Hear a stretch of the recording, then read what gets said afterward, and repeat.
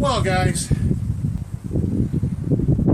I'm going to be doing this video in the style of a YouTuber called Ontario Prepper.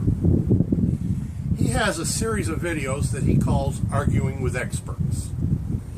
Well, today I'm going to take a page out of his book, and I'm going to do an Arguing with Experts video.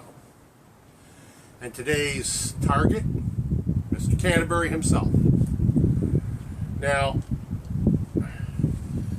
the thing is, Dave Canterbury does a pretty good job of researching stuff, and he's usually right more often than he's wrong from the videos I've watched.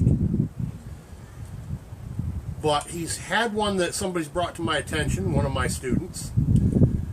Says to me, Embrato, here's this other guy, he's been on YouTube a lot longer than you, and he says it's called one thing, and you say it's called another, and who's right? Stick with me and I'll show you what we're talking about right after the intro.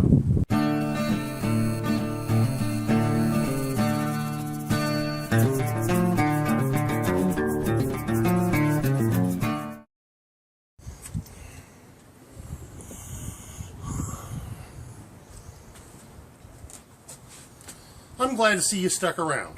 Well, let's take a look at what I've got for you here today. Now, a lot of folks are going to recognize this and say, Embrato, there's nothing new there. You're right, there's nothing new about horsehoof fungus. It's been around for a millennia. Used for fire, it's called false tinder fungus. So the first thing we're going to mention is in the video in question, Dave called it horseshoe fungus. He did eventually correct himself, so no big deal.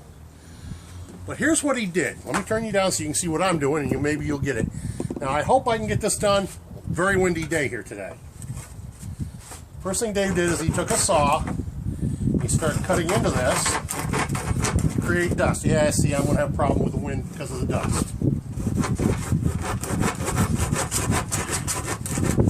Here's what he did. He cut it in half and he saved all the dust, which I'm not going to be able to do because of the wind. And he used solar to make a fire. He then pointed to this inside. He says, you don't want this outer crust, you want the amadou. Well, there's one small problem with him pointing to the insides and saying amadou. What he's got here, I hope you can see this well enough on camera. This part here, from this knife line down, that's not amadou. Those are the spore tubes of the horsehoof fungus. This lighter brown, this is the amadou. It starts out really thin down at this point and gets a little thicker as it comes up through. Now, the reason I point this out, amadou is a very useful fire making material in a whole different way. Okay? If we carefully, and I don't do this because the benefit doesn't outweigh the risks for me. This hard outer shell has to be carved away very carefully without, one, carving away all the amadou, and two, without cutting your hand off.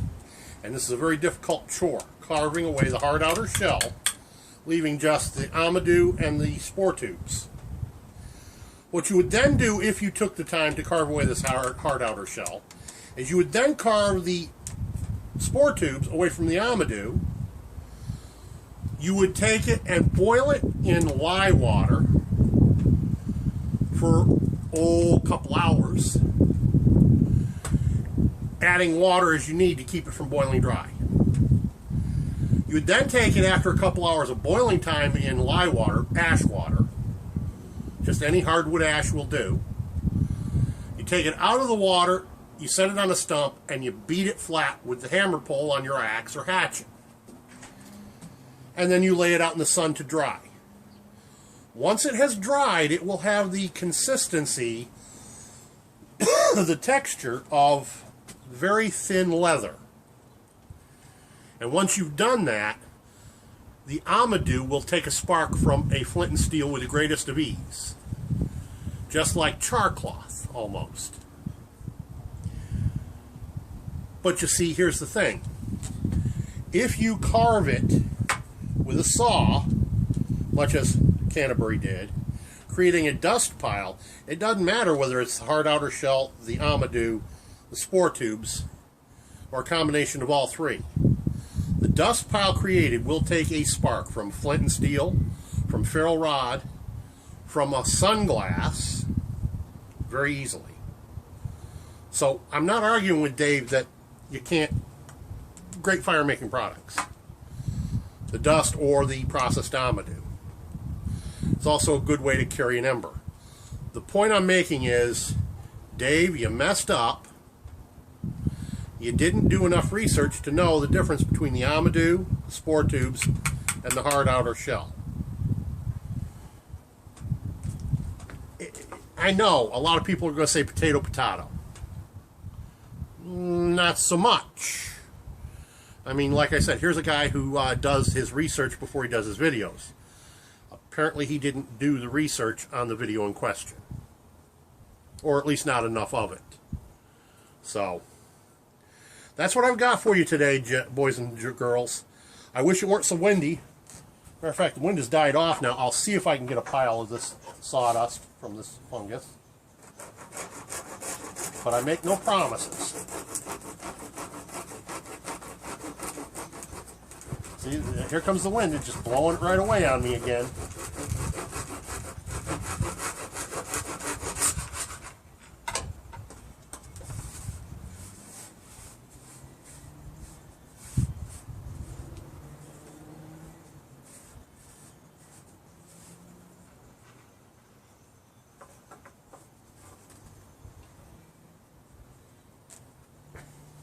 Wafer thin. Let me grab my burning lens.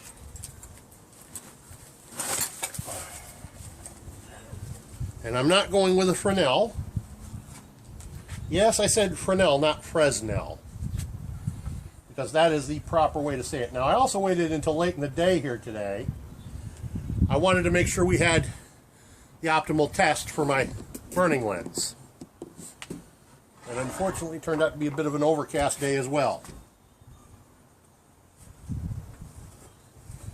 Now I got to wait for the sun, the cloud to get out of my way, so I can get some sun. So, you know, like I said, also Canterbury says you only need a 5-power lens. This, as I said once before, I believe I was told it was a 12-power. So it's a much stronger magnifier than what he said you need. That's one of the reasons why I waited until late in the day. It's just before 5 o'clock, I guess.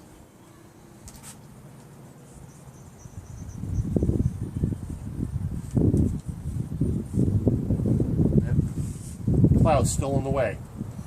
See, I'm using the natural concavity of the bottom of the tinder fungus, false tinder fungus, to try and protect the dust from the wind.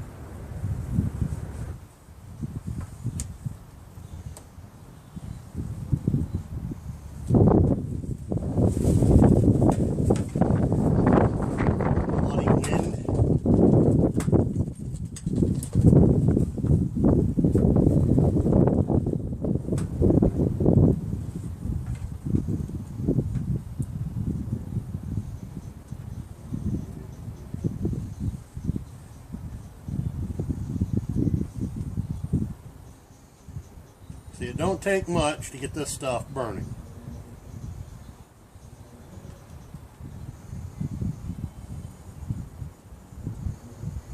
Now, this is what Canterbury did with it. He threw sparks at it with a ferro rod. He cooked it solar like this. And then he let it set and smolder. Here's the part he missed. I've shaved this thin slice off in the process of making that ember pile. I'm going to close that off. Bloody wind. And there goes my ember. Blew away. That's okay. I proved when I was after brewing. As far as the dust goes. Now let's see what I can do with this little wafer. In spite of the wind, because I can probably weight that down like so. Okay, now my sun has come back out. We're going to put a spot on this piece of false tinder fungus right here at the line where the Amadou and the spore tubes meet.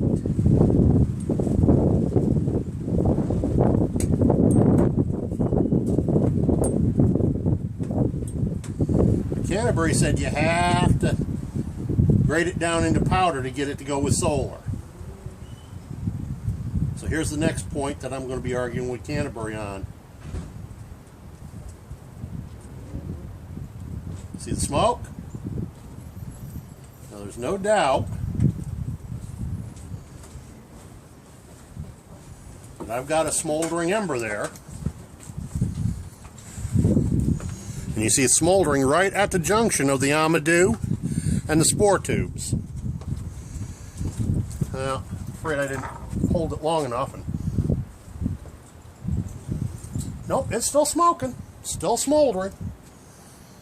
But see, here's the thing. It's smoldering more on the Amadou than it is on the spore tubes. I hope the camera's picking that up. Now, you can use that to carry an ember. Well, that piece, because it's so thin, probably wouldn't carry it for very long. But if I put that solar onto that chunk, and then I put it down inside a tin with an open spot so it could breathe, that would probably smolder for hours. Good way to carry fire with you across a wooded area without having to actually carry fire. So here's the point. Canterbury's right. When you're in a wilderness situation, your first fire is your emergency fire. After that, you should have already made plans during that first fire to affect fire more easily the second time. You got to move your camp. You can smolder char a orso fungus. See, even the outer shell is burning here. Okay?